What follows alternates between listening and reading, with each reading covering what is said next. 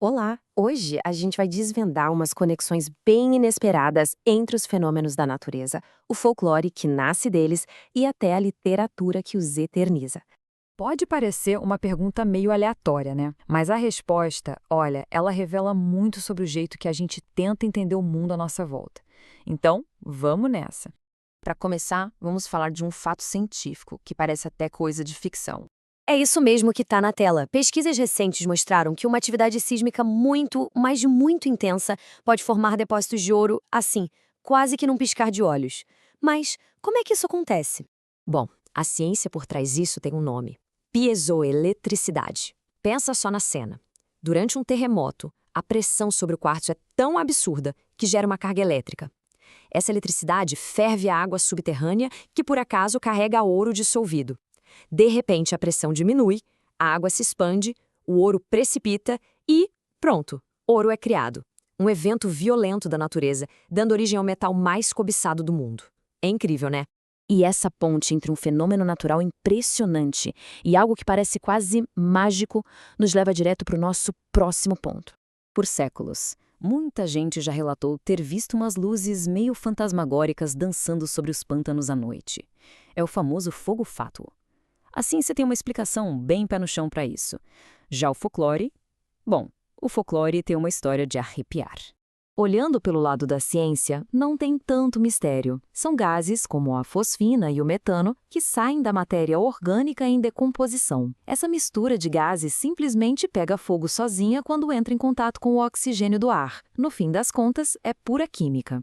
Mas vamos voltar lá para 1560. Bem antes dessa explicação química, o padre jesuíta José de Anchieta descreveu esse mesmo fenômeno de um jeito, digamos, bem diferente. Para ele e para o nosso folclore, essa luz não era química, era o boitatá, uma serpente de fogo que caçava e matava. Duas visões de mundo completamente distintas para explicar a mesmíssima luz misteriosa. E já que estamos falando de mitos que tentam dar sentido à natureza, vamos mergulhar agora numa obra literária que faz exatamente isso, e que, de quebra, nos conecta de volta ao nosso primeiro tema, o ouro.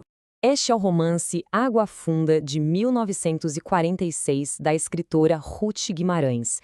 Essa obra é um retrato profundo, sabe, da vida do homem caipira, seus costumes, suas crenças, toda a sua filosofia de vida lá no Vale do Paraíba.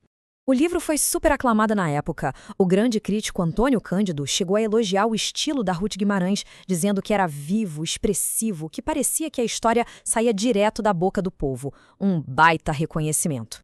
E é aqui que todos os nossos fios se conectam. A grande força que move a história não é só um drama humano. É um mito popular. A Mãe de Ouro. Aquela entidade que, segundo a crença, protege as jazidas de ouro. E o ponto principal é que o mito não é só um pano de fundo. Ele dita o destino dos personagens, como acontece com o Joca. Primeiro, ele debocha dos poderes da Mãe de Ouro. Como castigo, começa a ter uns surtos bem estranhos. Depois, a própria entidade o chama para cumprir seu destino. E o Joca vira um andarilho, perdendo tudo pelo caminho. Isso mostra a força implacável do mito dentro daquele universo. Isso nos leva à filosofia central do livro. No mundo de Água Funda, a lógica não explica tudo. As coisas acontecem por causa de maldições, de feitiços e, acima de tudo, do destino. É uma visão de mundo onde as verdadeiras leis são essas forças misteriosas. Mas o ouro não é o único elemento da natureza que molda essa história. A autora usa outro símbolo, talvez ainda mais universal, de um jeito magistral. O próprio título, Água Funda, já dá a dica, né? A água, de todos os jeitos, é usada como uma metáfora constante para a vida, com suas reviravoltas e sua profundidade. Essa citação do livro é a síntese perfeita disso. A vida humana é como uma canoa em águas profundas.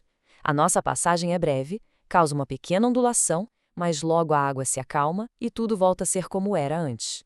A água também serve para descrever as emoções mais fundas. Aqui, o Joca expressa seu amor pela Curiango não com palavras abstratas, mas com sensações concretas, ligadas à natureza. O amor é tão vital e refrescante quanto água fresca num dia de calor. Certo, então agora vamos juntar todas as peças e dar uma olhada no quadro geral que se formou aqui. Essa linha do tempo resume bem a nossa jornada. A gente parte de um evento da natureza, bruto, para explicar criamos mitos. A Mãe de Ouro, o Boitatá, Depois vem a arte, como em Água Funda, que pega esses mitos e transforma em narrativas complexas sobre a condição humana.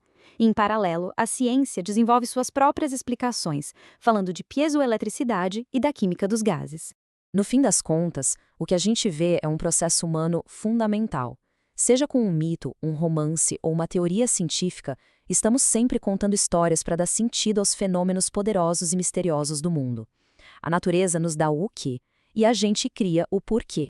Isso nos deixa com uma pergunta para pensar. Se o ouro, a água e umas luzes no pântano inspiraram essas narrativas todas, que outras histórias estão escondidas no vento, nas estrelas ou no simples ato de uma semente brotar?